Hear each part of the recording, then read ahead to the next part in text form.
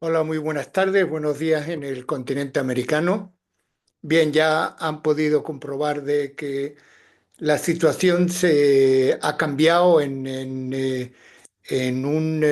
momentos, en horas, todo ha cambiado. Como ya saben que en el Oriente Medio las cosas cambian tan rápido.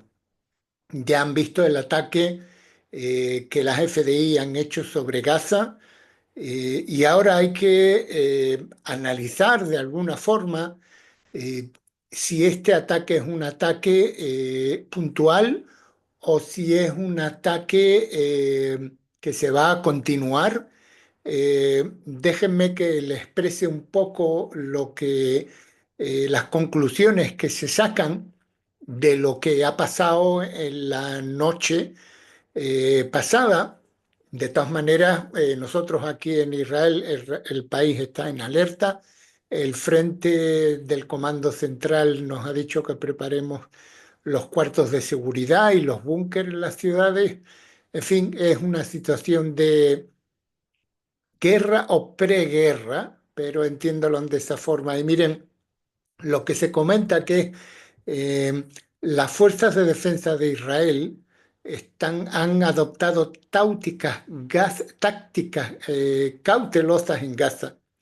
Durante los últimos 2 meses hubo una narrativa relativamente definida para Gaza tras la primera fase del acuerdo de rehenes. O Israel y Hamas alcanzan un acuerdo sobre la segunda fase del acuerdo de rehenes y acercaban la guerra a su fin, o el ejército, bajo el mando de su nuevo y agresivo jefe teniente general Eyal Zamir, abriría las puertas del infierno sobre Hamas. Si Zamir y el gobierno decidían atacar con todo a Hamas, se esperaba que las FDI invadieran rápidamente todas las partes de Gaza, a diferencia de la invasión gradual y escalonada que los militares desplegaron a finales de 2023 y mediados del 24. Esto también incluiría el traslado de todos los civiles palestinos a la zona humanitaria de Al-Mawasi, de modo que las FDI tendrían una libertad total sin precedentes para lanzar bombardeos y ataques con tanques y artillería desde tierra y sobre todas las demás partes de Gaza, sin tener que preocuparse de que los civiles se mezclen con Hamas. Ahora, esto fue hasta el pasado fin de semana. De repente, algunas voces políticas y de defensa volvieron a hablar de penetraciones graduales y específicas. La pregunta entonces es, ¿en qué sentido esto sería diferente de lo que los militares llevaron a cabo con el ex jefe de la FDI, Herzi Halevi? La respuesta es que no lo sería. A mayor diferencia, en realidad sería que las fuerzas de defensa de Israel hoy en día, teóricamente, regresarían a la guerra en Gaza de manera gradual y en etapas, pero manteniendo la amenaza de que en un plazo de días o semanas, si jamás todavía no cedía, los militares realmente se quitarán todos los guantes, que es exactamente lo que está pasando ahora. La idea de este cambio es calibrar la escalada de Israel para darle a Hamas la última oportunidad, bajo algún fuego pero limitado, de actuar con inteligencia y llegar a un acuerdo que se ajuste más a los términos de Israel. Sin embargo, el problema con este pensamiento es que el periodo gradual inicial ya estaría diciéndole a Hamas exactamente lo contrario. Un retorno gradual y por etapas a la batalla le dirá a Hamas que Israel, incluso con Zamir al mando y la administración Trump, dando un respaldo mucho más fuerte para asestarle un golpe fatal al grupo terrorista, que su predecesor todavía está preocupado por las concesiones o por las consecuencias de regresar a una guerra total y se obtendrá el resultado deseado. Es que ya ven que es muy complicado. ¿Cuántos terroristas pueden todavía luchar por Hamas y la yihad islámica? Pues miren, se calcula cuando se les preguntó cómo el regreso a la guerra eliminará a los nuevos reclutas de Hamas y la yihad islámica, posiblemente hasta 25.000 y 5.000 respectivamente. Cuando todos ellos puedan simplemente huir con los otros 2,3 millones de civiles palestinos que corren hacia Al-Mawasi, fuentes de defensa reconocieron que acabar con Hamas militarmente no será tan simple. Algunas fuentes de defensa han expresado su esperanza de que en los últimos meses la inteligencia haya hecho un buen trabajo para encontrar y a atacar a los combatientes de Hamas que se esconden en escuelas y otras instalaciones civiles, lo que podría conducir a más operaciones de ataques exitosas. Esta es la forma hoy en día que se está desarrollando todo esto, pero la conclusión es que si jamás está dispuesto a esconderse y de poner temporalmente sus armas, la única forma en que Israel podría erradicarlo verdaderamente usando la fuerza sería una ocupación militar muy extendida. Soldados israelíes en Gaza y no asentamientos. Algunos que hasta ahora no han contado con el apoyo de más de alrededor del 10% del público israelí. La alternativa sigue siendo algún tipo de acuerdo diplomático imperfecto que haga retroceder parcialmente nada más a Hamas, pero no expulse totalmente el grupo terrorista de Gaza, lo cual a mí particularmente me parece me parece que no tiene sentido. Dado estos dilemas y una repentina incertidumbre sobre el regreso a una guerra total en el enclave, que podría conducir a más soldados muertos, rehenes muertos, críticas globales e inestabilidad económica, el gobierno ha optado por la puerta número 3, evitando tomar una decisión.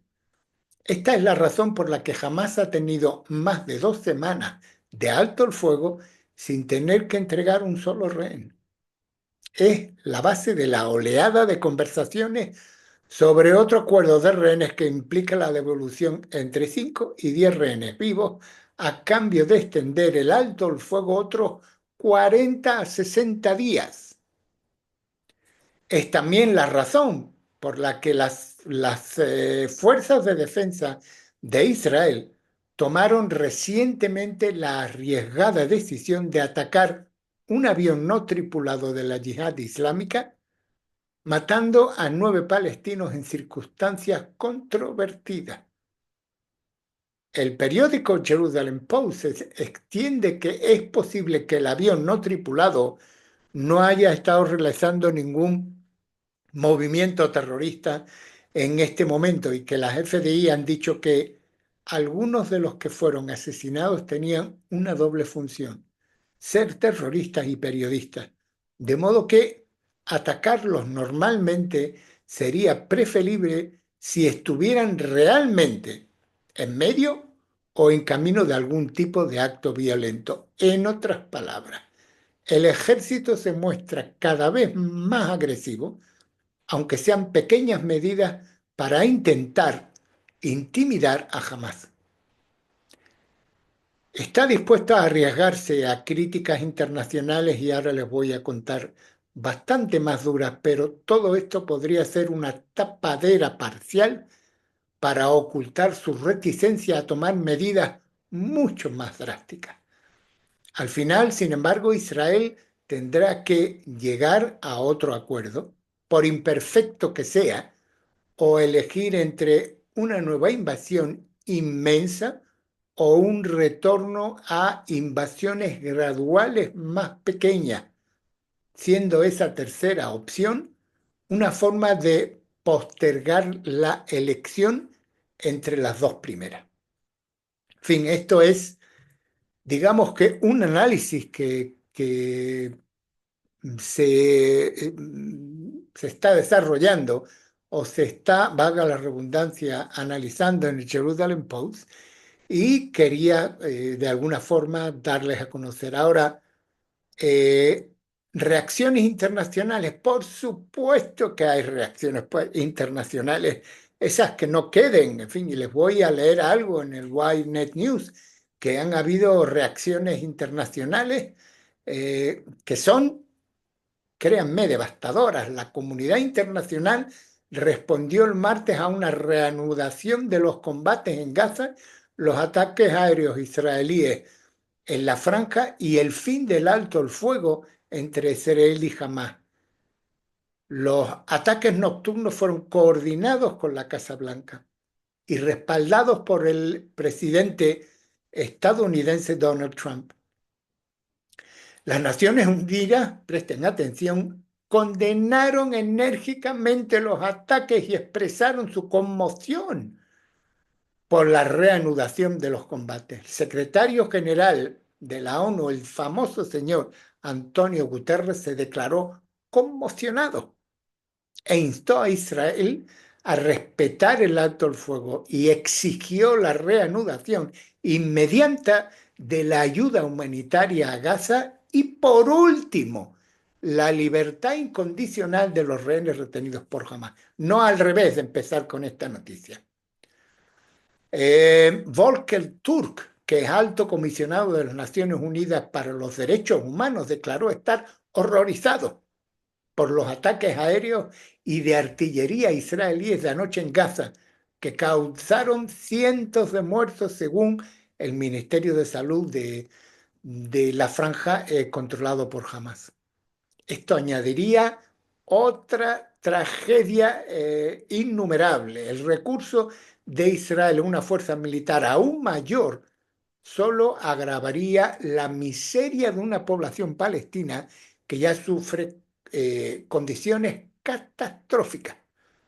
El coordinador humanitario de la ONU para los territorios palestinos, Mohammed Hadi, añadió: oleadas de ataques aéreos han azotado Gaza desde primera hora de la mañana y esto es inadmisible. Es necesario restablecer el alto el fuego de inmediato. El portavoz del Kremlin ruso, Dmitry Peskov, declaró que la situación en Gaza es alarmante, calificándola de otra ronda de escalada de tensiones. El Kremlin expresó especialmente preocupación por los informes sobre el elevado número de víctimas civiles. China también expresó su profunda preocupación por la reanudación de los combates. El Ministerio de Asuntos Exteriores de Pekín instó a todas las partes a evitar acciones que puedan provocar una escalada y expresó su profunda preocupación por la situación actual entre Israel y los palestinos, con la esperanza de que todas las partes eviten una grave crisis humanitaria. Irán, que era el último que faltaba, declaró su enérgica condena a una nueva ronda de ataques israelíes. El portavoz del Ministerio de Asuntos Exteriores iraní, perdón, Ismail Bagaei, afirmó que Estados Unidos tiene responsabilidad directa por la continuación del genocidio en los territorios palestinos ocupados. Turquía, cuyas relaciones con Israel se han deteriorado durante la guerra en medio de la dura retórica del presidente Recep Tayyip Erdogan, emitió una condena particularmente enérgica. Su Ministerio de Asuntos Exteriores calificó los ataques de Israel contra Gaza como una nueva fase en su política de genocidio contra los palestinos. En fin, ya ven la gran hipocresía del mundo, que cuando hay una limpieza étnica en Siria y matan a miles de cristianos, nadie dice nada, ni los rusos, ni la ONU, ni los derechos humanos, ni Rusia, ni Turquía, ni nadie. Pero en el momento que Israel pone presión para liberar a esos rehenes que llevan ahí eh, casi más de medio de año y medio, el mundo entero se echa encima. En fin, no es nada nuevo. Ya saben que la hipocresía tanto de la ONU como de las principales potencias no es nada nuevo, pero quería leerles y quería ponerles al tanto de lo que han pasado o que ha pasado en las últimas 24 horas y cómo ha reaccionado el mundo. En fin, nada más por el día de hoy.